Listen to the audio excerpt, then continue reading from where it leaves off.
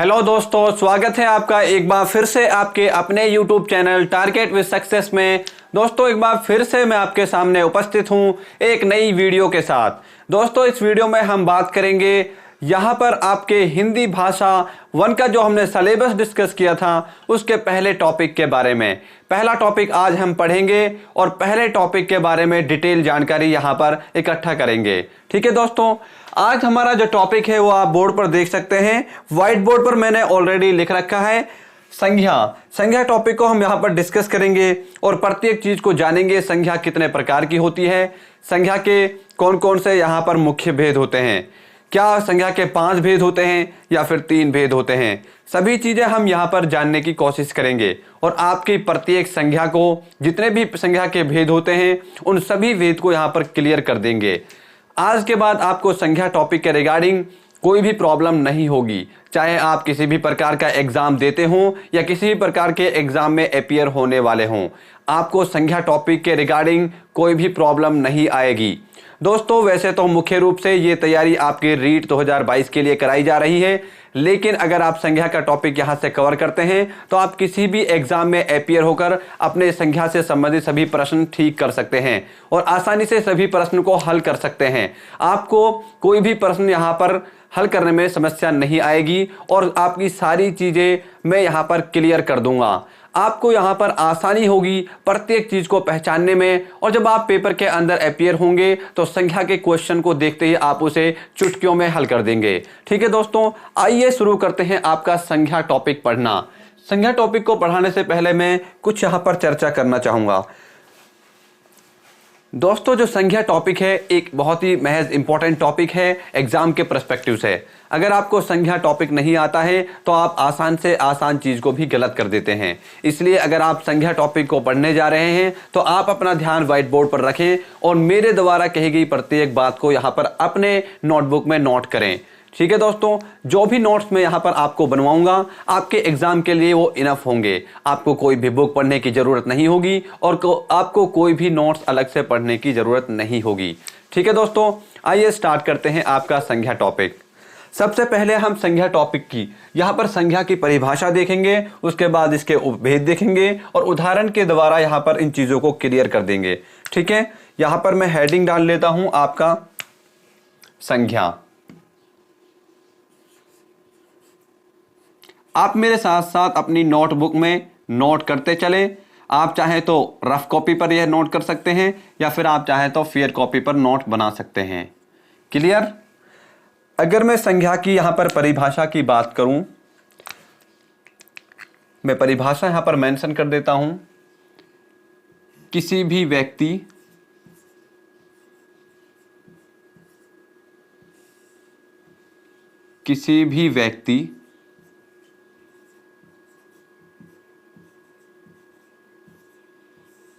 वस्तु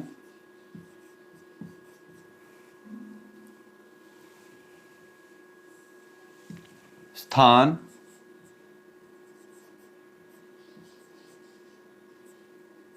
अथवा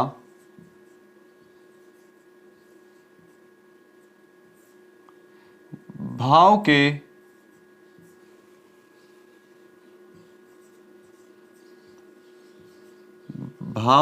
अर्थ का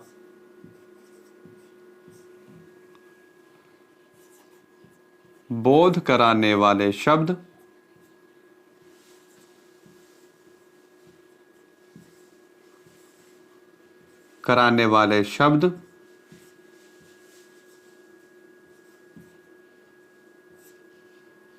संख्या कहलाते हैं।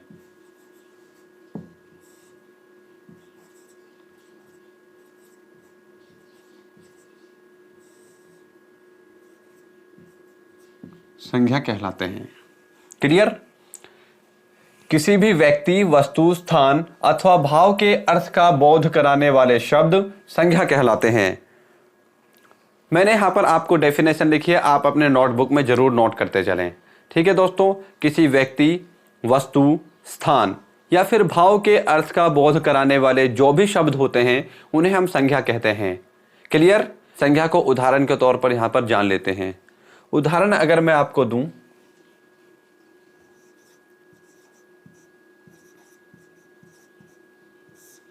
उदाहरण, जैसे कि व्यक्ति में आपका मोहन आ गया, मोहन, सोहन,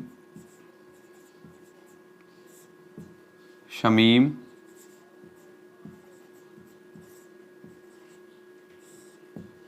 रियाज। क्लियर।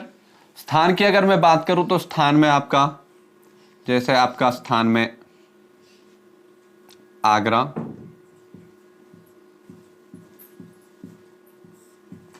आगरा, दिल्ली,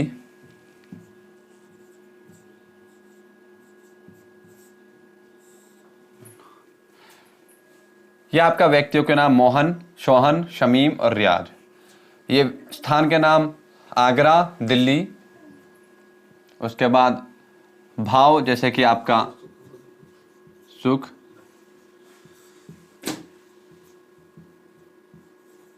दुख। उसके बाद जैसे कि आपका यहां पर आ गया अमीरी, आ गया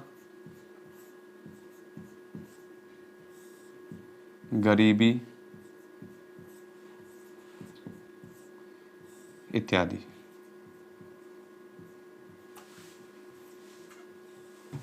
मैं प्रत्येक चीज को व्हाइट बोर्ड पर लिख रहा हूं आप, ताकि आसानी से नोट्स बना सकें। साथ साथ में नोट करते चले चीजों को। मैं आराम आराम से यहाँ पर मेंशन कर रहा हूं, ताकि अगर कोई बच्चा यहाँ पर फेयर कॉपी में नोट्स बना रहा है तो वो भी आसानी से अपने नोट्स बना पाए। ठीक है। यहाँ पर उदाहरण के तौर पर जैसे कि मोहन, सोहन, मोहन हो गया, सोहन हो गया, शमीम हो गया, रियाज, ये आपके हो गए व्यक्तियों के नाम। आगरा और दिल्ली हो गए आपके स्थान के नाम। सुख और दुख हो गए आपके भाव के नाम। क्लियर। लिख लिया, नोट कर लिया आपने। अब यहाँ पर देख लेते हैं हम कुछ इंपॉर्टेंट चीज़ें। संज्ञा के जो भेद हैं उन्हें पढ़ाने से पहले मैं यहाँ पर कुछ इंपॉर्टेंट चीज़ें डिस्कस करना चाहूँगा। जब संज्ञा की बात करते हैं तो संज्ञा के अंतर्गत संज्ञा दो रूपों में पाई जाती है। संज्ञा दो रूपों में पाई जाती है। ठीक है। इसके अलावा कोई और रूप नहीं होता है संज्ञा का। ये चीज़ें आपको बुक्स में नहीं मिलेंगी। ये आपको जो मैं इंपॉर्टेंट चीज़ें यहाँ पर बता रहा हूँ, आप इसलिए इनका नोट्स बना लें। ठीक है। संज्ञा दो रूपों में पाई जाती है।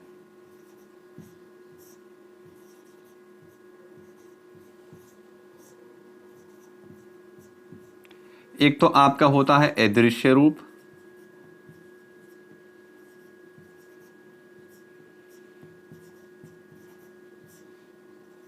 दूसरा होता है आपका दृश्य रूप। क्लियर। संज्ञा आपके हमेशा दो ही रूपों में पाई जा सकती है। ये दो रूप आपके, एक तो अदृश्य रूप हो गया और एक आपका दृश्य रूप हो गया। इसके अलावा संज्ञा इन दोनों रूपों के अलावा किसी भी रूप में नहीं पाई जाती है। आप चाहे कितनी भी कोशिश कर लें, आप मुझे कोई ऐसा नाम बता दें जो इन दो रूपों के अंतर्गत नहीं आता हो। क्लियर। ये इंपॉर्टेंट चीज़ थी, यह महत्वपूर्ण चीज़ थी। यहाँ पर इसे नोट कर लें, अपना नोट लगाकर कॉपी पर या फिर महत्वपूर्ण लिखकर इस तरीके से हेडिंग डाल लें और उसके सामने ये चीज़ें मेंशन कर लें। ठीक है। प्रत्येक इंपॉर्टेंट चीज़ यहाँ पर मैं आपको नोट करा दूंगा और आपके संज्ञा वाले टॉपिक को इस तरह क्लियर कर दूंगा, आपको इसके बाद कोई समस्या आने वाली नहीं है। आगे हम बात कर लेते हैं जो भी आपके संज्ञा के भेद होते हैं उनके बारे में। ये मैं मिटा देता हूँ। उम्मीद करता हूँ आपने नोट कर लिया होगा।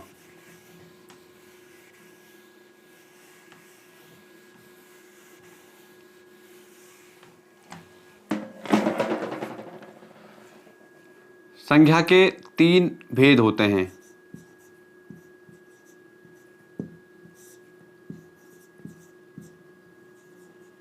संज्ञा के भेद। संज्ञा के जब भेद की बात करते हैं तो बहुत सारे कैंडिडेट्स या स्टूडेंट्स के मन में एक क्वेश्चन आता है, सर संज्ञा के तो 5 भेद होते हैं, या संख्या के 3 भेद होते हैं या संख्या के 4 भेद होते हैं। अलग अलग बुक्स में अलग अलग चीज़ें मेंशन की होती हैं, लेकिन जो मैं आपको यहाँ पर बताऊँगा बिल्कुल ऑथेंटिक डेटा के आधार पर यहाँ पर सारी चीज़ें आपको बताऊँगा। और जो भी चीज़ आपको बताई जाएगी उसमें 1% भी एरर होने के चांसेस नहीं होंगे। और जब भी आपका एग्जाम में इससे रिलेटेड कोई क्वेश्चन आएगा तो आप हमारे नोट्स के आधार पर वहाँ पर आंसर करेंगे। आपका एक क्वेश्चन का भी नुकसान नहीं होने दूंगा। क्लियर? अगर मैं यहां पर संख्या के भेद की बात करूं तो आपके मुख्य रूप से 3 भेद होते हैं।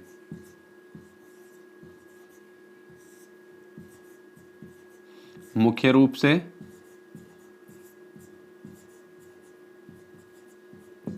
संख्या के 3 भेद होते हैं।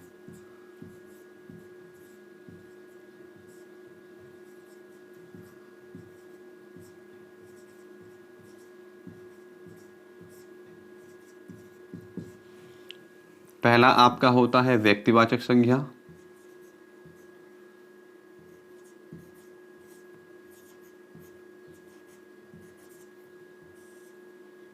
व्यक्तिवाचक संज्ञा। दूसरा होता है आपका जातिवाचक संज्ञा,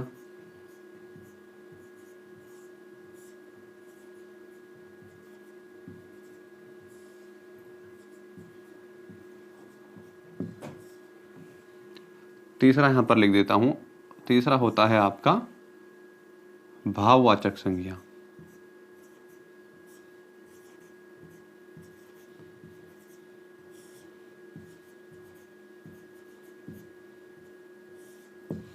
क्लियर? मेरी राइटिंग अच्छी नहीं है, बाकी फिर भी कोशिश कर रहा हूं सारी चीजें यहां पर साफ तरीके से लिखने की। अब ये जो जातिवाचक संज्ञा होता है इसके 2 उपभेद होते हैं। एक तो आपका आ जाता है समुदायवाचक, या इसे समूहवाचक भी कहते हैं। समूहवाचक जातिवाचक संज्ञा। क्लियर? और दूसरा आपका होता है द्रव्यवाचक संज्ञा।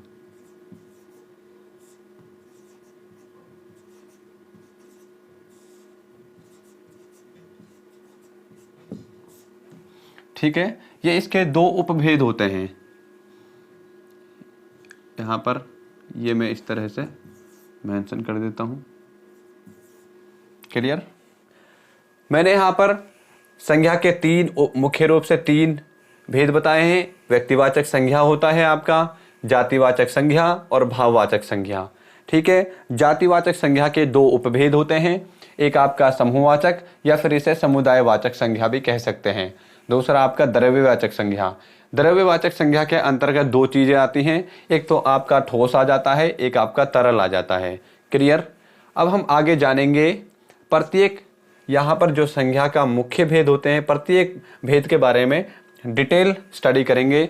यहाँ पर विस्तृत पढ़ाई करेंगे, विस्तृत अध्ययन करने हम जा रहे हैं। और आपके प्रत्येक भेद का यहाँ पर परिभाषा को यहाँ पर मेंशन करूँगा और इससे संबंधित उदाहरण, और आपको क्लियर करूंगा कि आप किस तरीके से पेपर के अंदर पहचान कर पाएंगे कि किस शब्द के अंदर व्यक्तिवाचक संज्ञा है और किस शब्द के अंदर जातिवाचक संज्ञा है। क्लियर?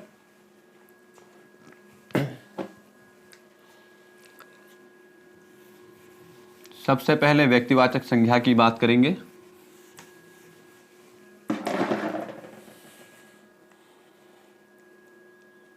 व्यक्तिवाचक संज्ञा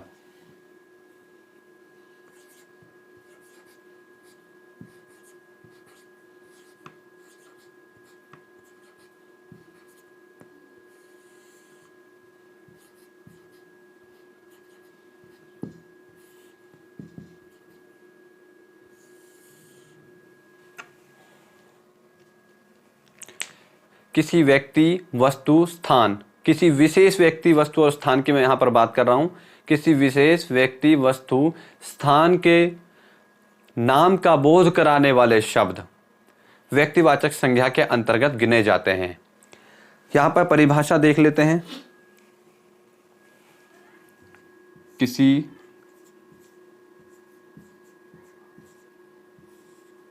विशेष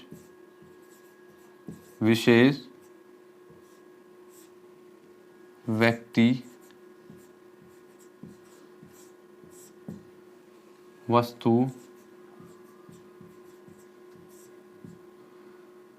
या स्थान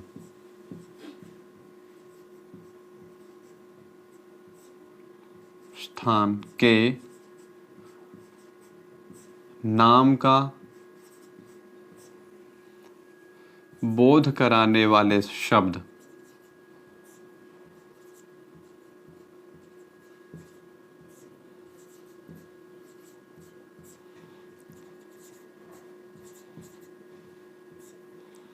व्यक्तिवाचक संज्ञा कहलाते हैं।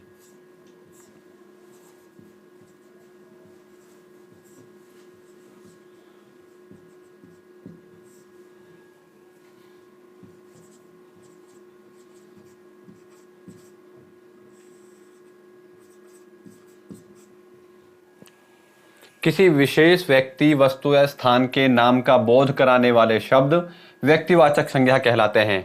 उदाहरण देख लेते हैं यहां पर।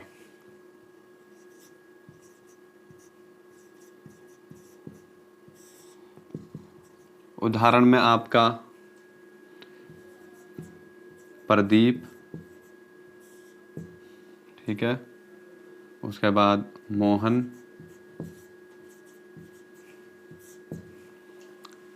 रियाज, विशेष व्यक्तियों के नाम हो गए। और विशेष वस्तुओं का यहां पर उदाहरण देखें तो जैसे एलजी फ्रिज हो गया,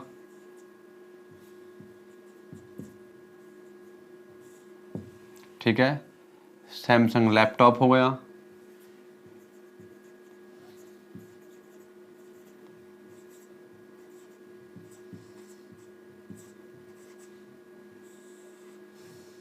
उसके बाद विशेष स्थान की चर्चा करूं तो आपका दिल्ली, जयपुर,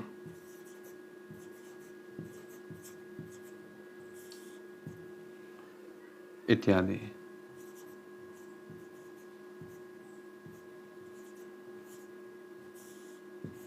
क्लियर? उदाहरण में हमने यहाँ पर प्रदीप, मोहन और रियाज विशेष व्यक्तियों के नाम लिखे हैं। एलजी फ्रिज, सैमसंग लैपटॉप विशेष वस्तुओं के नाम लिखे हैं। दिल्ली और जयपुर यहाँ पर विशेष स्थानों के नाम लिखे हैं। ये आप नोट कर लीजिए अपनी नोटबुक में। उसके बाद एक इम्पॉर्टेंट चीज़ देखेंगे जिससे आप पहचान कर पाएंगे कि व्यक्तिवाचक संज्ञा के अंतर्गत कौन कौन से उदाहरण को हम यहाँ पर ले सकते हैं और कौन कौन सी चीज़ें व्यक्तिवाचक संज्ञा के अंतर्गत आती हैं। जो ये इम्पॉर्टेंट रूल और महत्वपूर्ण यहाँ पर नियम मैं आपको बताने वाला हूँ, इसके बाद आपको व्यक्तिवाचक संज्ञा को पहचानने में कभी भी दिक्कत नहीं होगी। यहाँ पर विशेष नियम लिख देता हूँ मैं। यहाँ पर विशेष नियम, ग्रीन पेन से हेडिंग ले लेते हैं।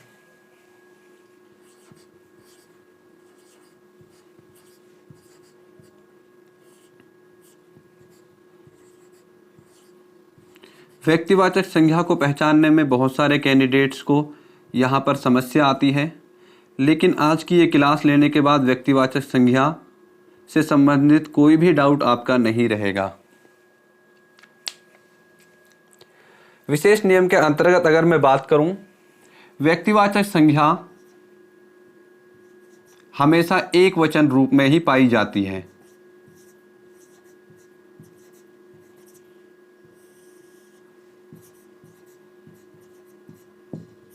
व्यक्तिवाचक संज्ञा हमेशा एक वचन रूप में पाई जाती है।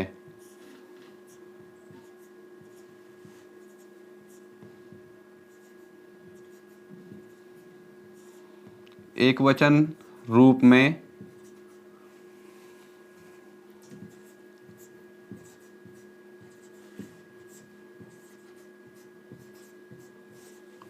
पाई जाती है, अर्थात एक ऐसे एक वचन में पाई जाती है जिसका बहुवचन नहीं बनाया जा सके।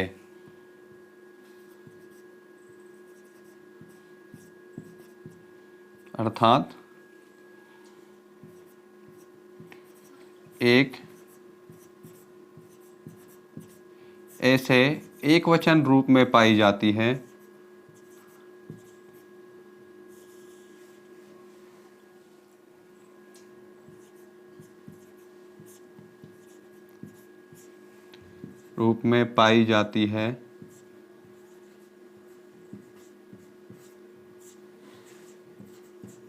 जिसका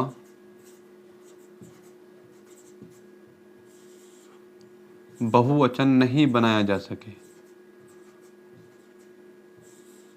बहुत ही महत्वपूर्ण नियम है, इसको नोट कर लें। बहुवचन नहीं बनाया जा सके।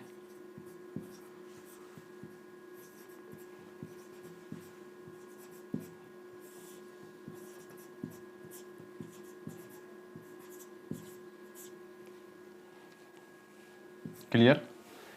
व्यक्तिवाचक संज्ञा जो आपकी होती है यह हमेशा एक वचन रूप में पाई जाती है, अर्थात एक ऐसे एक वचन रूप में पाई जाती है जिसका कभी भी बहुवचन नहीं बनाया जा सकता। उदाहरण आपको बताकर इस चीज को मैं यहां पर क्लियर करूंगा। यहां पर लिख लेते हैं, इसको मैं यहां पर मिटा देता हूं।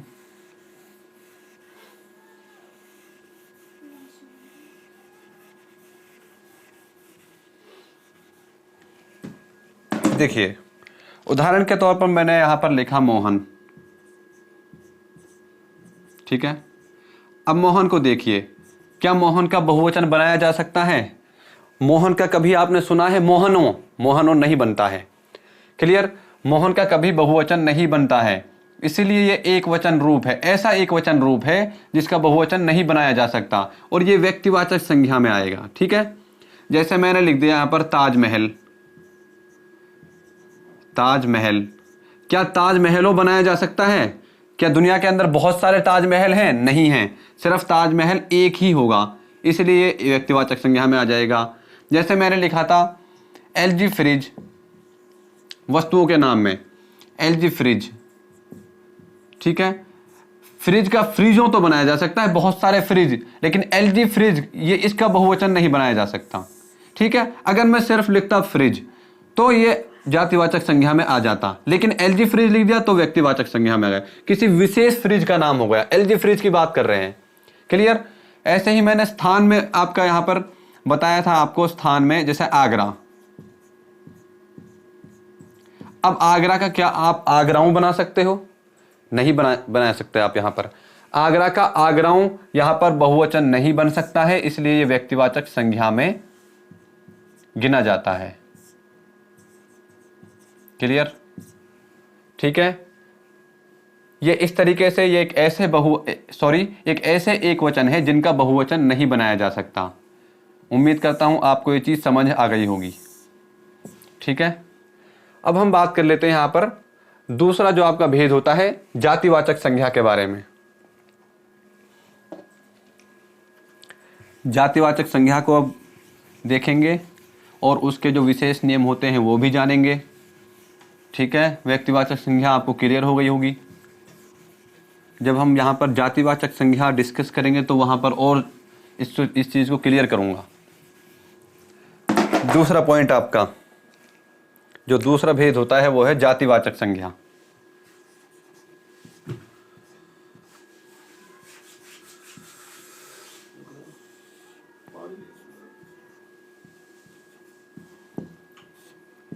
जातिवाचक संज्ञा, जातिवाचक संज्ञा, जातिवाचक संज्ञा की सबसे पहले परिभाषा देखेंगे, उसके बाद उदाहरण देखेंगे और उसके बाद विशेष नियम की चर्चा करेंगे।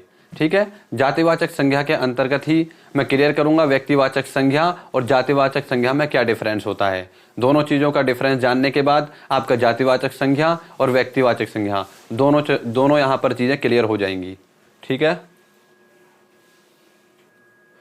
जातिवाचक संज्ञा की चर्चा करेंगे। जातिवाचक संज्ञा की परिभाषा देख लेते हैं। किसी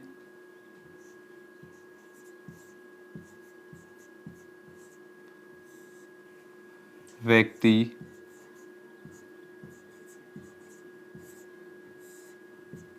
वस्तु या स्थान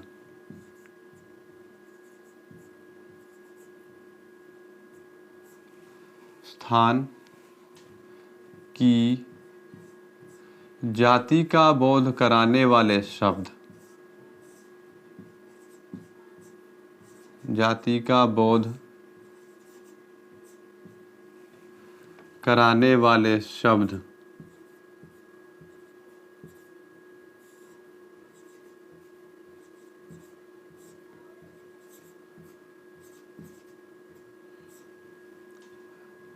जातिवाचक संज्ञा कहलाते हैं।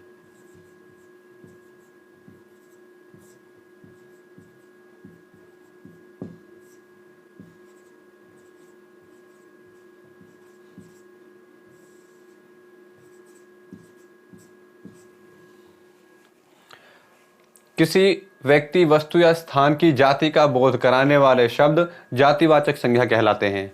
ये परिभाषा हो गई आपकी जातिवाचक संज्ञा। उदाहरण देख लेते हैं।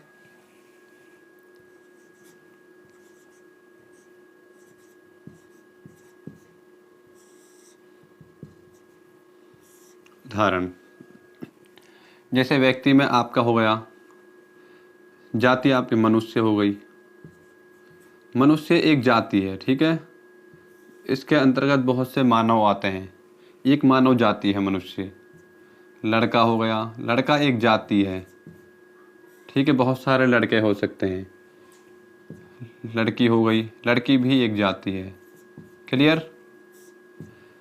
यहाँ पर अगर किसी वस्तु की बात करूँ, वस्तु की जाति का यहाँ पर उल्लेख करूँ तो जैसे आपका कुर्सी, कुर्सी एक तरीके से एक जाति हो गई। बहुत सारी कुर्सियों की यहाँ पर बात की जा सकती है कुर्सी जाति के अंतर्गत, ठीक है। कुर्सी एक जाति है, किसी वस्तु की जाति है ये। जैसे आप फ्रिज, ठीक है। बहुत सारे फ्रिज हो सकते हैं, यह भी एक वस्तु की जाति है, ठीक है। फ्रिज एक वस्तु है और फ्रिज एक जाति को रिप्रेजेंट कर रहा है यहाँ पर, इसलिए जाति में गिना जाएगा। उसके बाद अगर मैं स्थान की बात करूं तो स्थान में जैसे आपका शहर हो गया, शहर, ठीक है। कस्बा,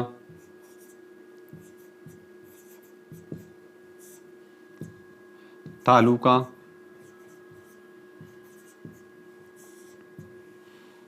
क्लियर।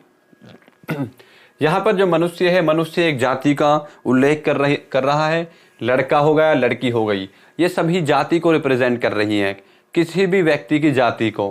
कुर्सी और फ्रिज यहाँ पर किसी वस्तु की जाति को यहाँ पर रिप्रेजेंट कर रहे हैं, किसी वस्तु के जाति का बोध करा रहे हैं। शहर, कस्बा और तालुका ये किसी विशेष स्थान की जाति का बोध करा रहे हैं। जैसे शहर में बहुत सारे शहर हो सकते हैं, कस्बा बहुत सारे कस्बा आपके हो सकते हैं, और तालुका में बहुत सारे तालुका हो सकते हैं। क्लियर।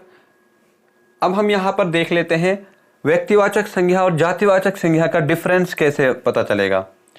देखो दोस्तों, यहाँ पर मैंने लिखा पशु। पशु एक जाति हो गई। पशु के अंतर्गत गाय लिख दिया मैंने, गाय भी एक जाति हो गई।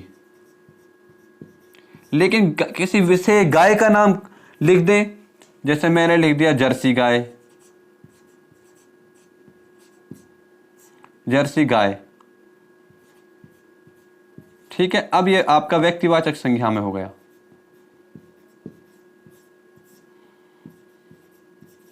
व्यक्तिवाचक संज्ञा, ठीक है। देखिए, जो मैंने आपको नियम बताया था कि व्यक्तिवाचक संज्ञा का बहुवचन नहीं बनेगा, ठीक है। जिस एक वचन का बहुवचन बन गया वो व्यक्तिवाचक संज्ञा नहीं होगी। देखिए यहाँ पर पशु का पशुओं बना सकते हैं, गाय का गौवे या गायें बना सकते हैं, जर्सी गाय का नहीं बन सकता। बताइए आप क्या बनाओगे, इसका बहुवचन बन ही नहीं सकता, इसलिए व्यक्तिवाचक संज्ञा में आ जाएगा। पशु का बन गया बहुवचन, इसलिए जातिवाचक संज्ञा में। गाय का बन गया, जातिवाचक संज्ञा में चला गया, ठीक है। और उदाहरण देख लेते हैं। जैसे मनुष्य हो गया, मैंने यहाँ पर लिखा था उदाहरण के तौर पर मनुष्य। मनुष्य क्या, यहाँ पर मनुष्यों, ठीक है, बना सकते हैं यहाँ पर बहुवचन, जातिवाचक में चला गया है, ठीक है। मनुष्य के अंदर मैंने जैसे लड़का लिखा था, लड़का, लड़का की लड़के बन गए, लड़के बहुवचन बन गया, जातिवाचक संज्ञा में चला गया, ठीक है। लड़के, अब लड़का के अंदर मैंने लिख दिया, मान ले मोहन, मोहन। अब मोहन का मोहनो नहीं बन सकता। क्या आप बना सकते हो बहुवचन इसका? नहीं बनाया जा सकता। मोहन का मोहनो नहीं कह सकते हम, इसलिए ये व्यक्तिवाचक संज्ञा में चला जाएगा, व्यक्तिवाचक संज्ञा।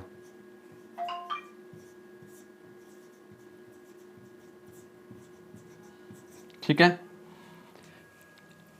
क्लियर हो गया। अब हम विशेष नियम जान लेते हैं, जातिवाचक संज्ञा के विशेष नियम। एक इसका विशेष नियम होता है, उसको देख लेते हैं।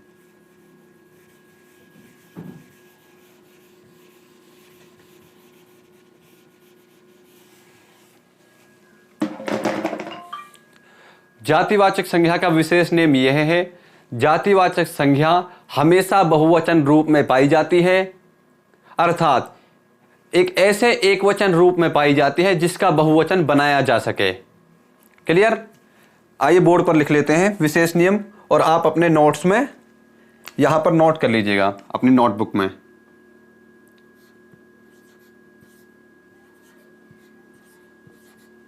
विशेष नियम।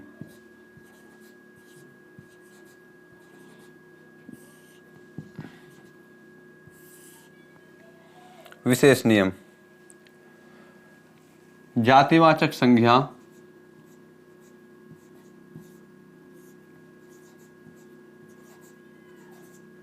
जातिवाचक संज्ञा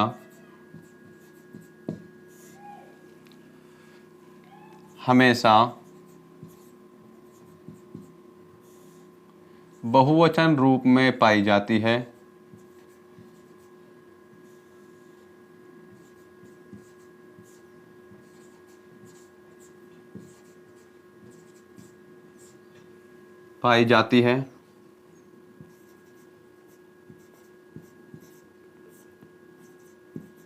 अर्थात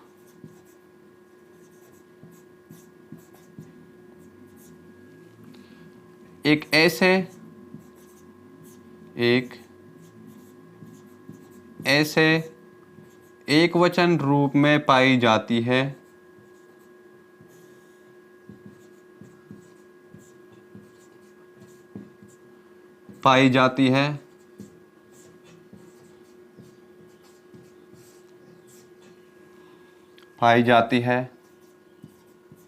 जिसका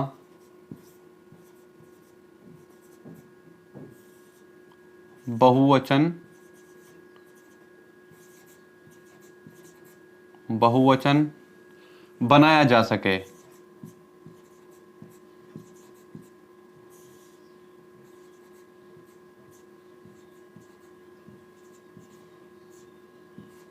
क्लियर? जातिवाचक संज्ञा हमेशा बहुवचन रूप में पाई जाती है, अर्थात एक ऐसे एकवचन रूप में पाई जाती है जिसका बहुवचन बनाया जा सके। क्लियर? जातिवाचक संज्ञा की परिभाषा जान ली हमने, उदाहरण देख लिए हैं, और व्यक्तिवाचक संज्ञा और जातिवाचक संज्ञा का यहां पर डिफरेंस देख लिया है। क्लियर? अब यहां पर हम जातिवाचक संज्ञा के दो उपभेद होते हैं, उनके बारे में चर्चा करेंगे।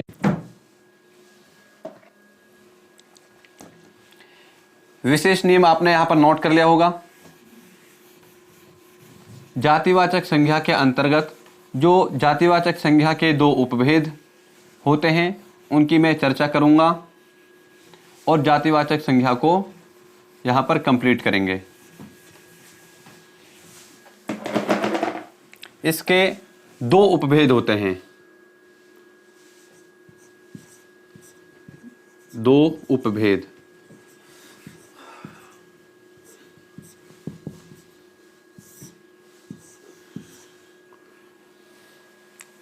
एक होता है आपका समूहवाचक,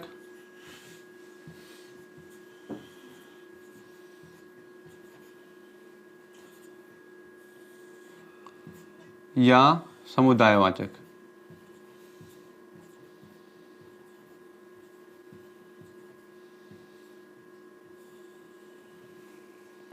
दूसरा होता है आपका द्रव्यवाचक।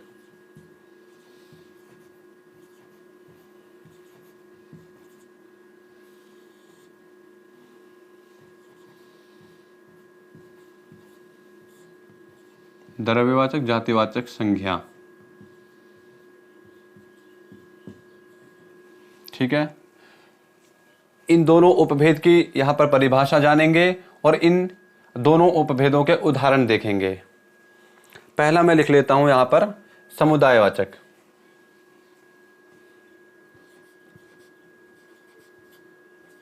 या समूहवाचक।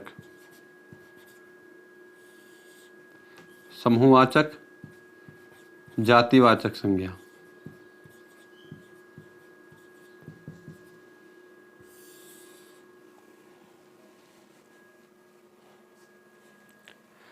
समूहवाचक जातिवाचक संज्ञा के अंतर्गत किसी विशेष समूह का बोध कराने वाले शब्द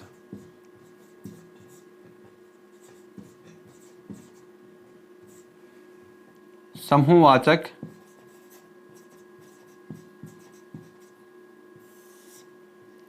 जातिवाचक संज्ञा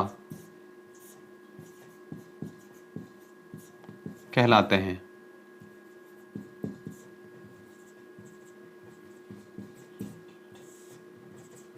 इससे ज्यादा इसमें कुछ नहीं है। उदाहरण देख लेते हैं।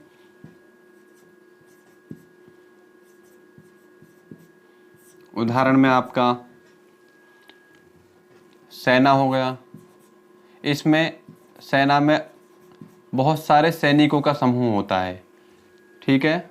जनता, जनता में बहुत सारे लोग होते हैं, सभी जनता उसे कहते हैं, बहुत सारे लोगों का समूह, ठीक है।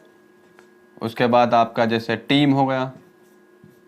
टीम में बहुत सारे खिलाड़ियों का समूह होता है, जैसे क्रिकेट टीम में 11 खिलाड़ी होते हैं, ठीक है। इस तरीके से बहुत सारे खिलाड़ियों के समूह को टीम कहते हैं।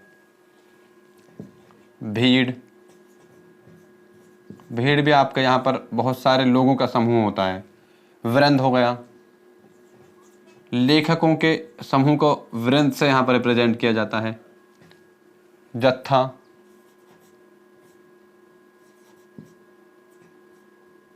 ठीक, इत्यादि। झुंड भी आ जाता है, इसमें बहुत सारे आते हैं, ठीक है। ये सभी समूहवाचक जातिवाचक संज्ञा के अंतर्गत आते हैं। किसी विशेष समूह का बोध कराने वाले शब्द समूहवाचक जातिवाचक संज्ञा कहलाते हैं। इससे ज़्यादा इसमें कुछ नहीं है। अगर कोई ऐसा शब्द आपको दिखता है पेपर के अंदर जो किसी विशेष समूह का बोध करा रहा हो, तो उसमें सीधा आप यहाँ पर समूहवाचक संज्ञा को टिक करेंगे। और अगर वहाँ पर समूहवाचक जातिवाचक संज्ञा का ऑप्शन नहीं है और जातिवाचक संज्ञा का ऑप्शन मिल रहा है, तो आप इसको टिक करेंगे, ठीक है। दूसरा देख लेते हैं यहाँ पर द्रव्यवाचक जातिवाचक संज्ञा।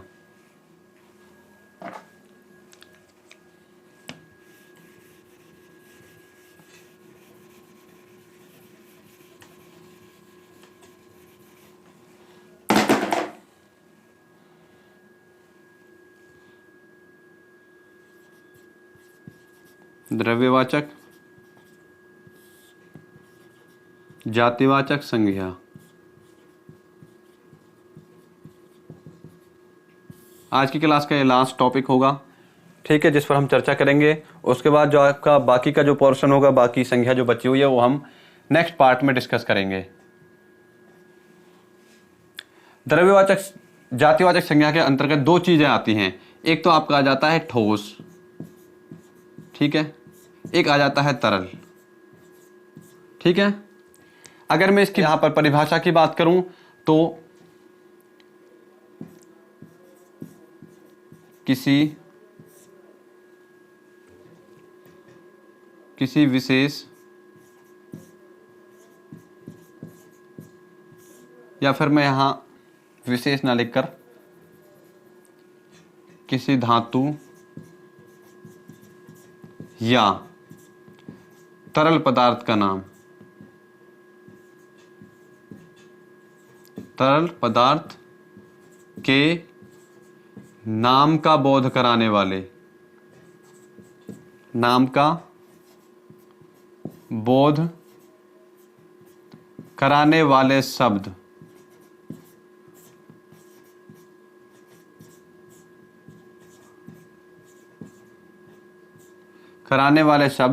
द्रव्यवाचक जातिवाचक संज्ञा कहलाते हैं। द्रव्यवाचक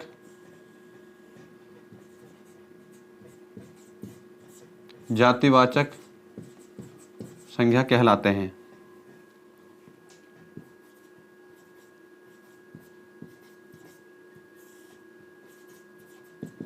उदाहरण देख लेते हैं। उदाहरण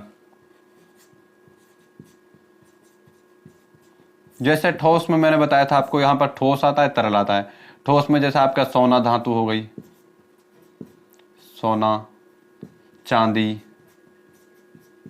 ठीक है, पीतल, ये सभी ठोस हैं, ठोस रूप में पाई जाती हैं, ठीक है। उसके बाद आपका तरल में जैसे चाय हो गई, चाय, लस्सी, ठीक है, दूध, दही, ये सभी आपके द्रव्यवाचक जातिवाचक संज्ञा के अंतर्गत गिने जाते हैं। क्लियर। आज के इस लेक्चर में मैंने आपको संज्ञा की परिभाषा का उल्लेख किया था। उसके बाद यहाँ पर संज्ञा के भेद का यहाँ पर मैंने उल्लेख किया था। 3 मुख्य भेद होते हैं, व्यक्तिवाचक संज्ञा, जातिवाचक संज्ञा और भाववाचक संज्ञा। हमने इस लेक्चर में व्यक्तिवाचक संज्ञा को डिस्कस किया था, उसके विशेष नियमों को जाना था, और दूसरे नंबर पर जातिवाचक संज्ञा को डिस्कस किया था, उसके विशेष नियमों को जाना था। और जातिवाचक संज्ञा के जो 2 उपभेद होते हैं, एक आपका समूहवाचक जातिवाचक संज्ञा और दूसरा द्रव्यवाचक जातिवाचक संज्ञा, इन दोनों का भी यहाँ पर उल्लेख किया था। आज के लेक्चर में इतना ही। नेक्स्ट लेक्चर में हम संज्ञा के पार्ट 2 को डिस्कस करेंगे और बाकी बचे हुए पार्ट को यहाँ पर हम कंप्लीट करेंगे। आज की वीडियो में इतना ही। दोस्तों, अगर आपको हमारी वीडियो पसंद आई है तो वीडियो को लाइक जरूर कर दें, और चैनल पर पहली बार हैं तो चैनल को सब्सक्राइब जरूर कर दें। दोस्तों, आप चाहें तो हमें टेलीग्राम और इंस्टाग्राम पर फॉलो कर सकते हैं, आपको लिंक डिस्क्रिप्शन में मिल जाएगा। ठीक है दोस्तों, आप अपने दोस्तों को ये वीडियो जरूर शेयर कर दें ताकि वो भी हमारे चैनल से जुड़कर रीट 2022 की तैयारी अच्छे से कर सकें। रीट 2022 की तैयारी हमने आपके अपने ही चैनल टारगेट विद सक्सेस पर शुरू करा दी है, और प्रत्येक दिन आपको 1 या 2 लेक्चर आपको यहाँ पर मिलेंगे। ठीक है दोस्तों, इसी के साथ मैं आपसे लेता हूँ विदा। धन्यवाद दोस्तों। जय हिंद दोस्तों।